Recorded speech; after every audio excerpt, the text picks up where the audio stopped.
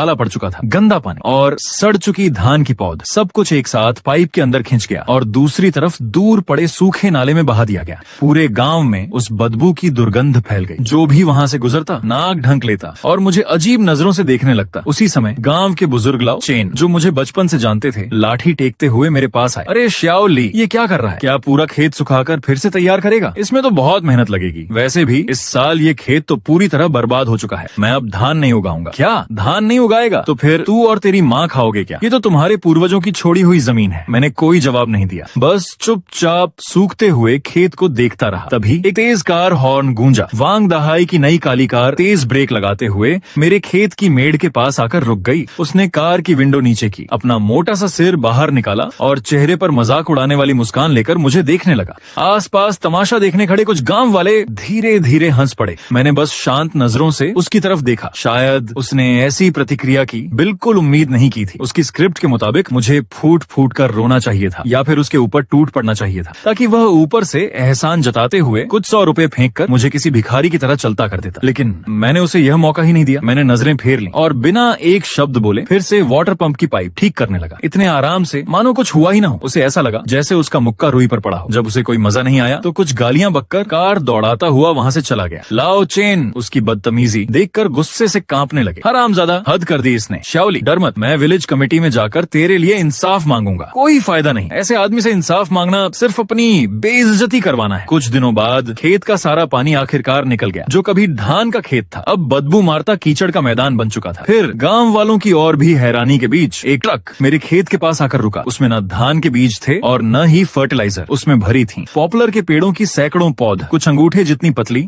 और कुछ मेरी बांह जितनी मोटी थी। मैंने उन्हें एक एक करके ट्रक से उतारा और बहुत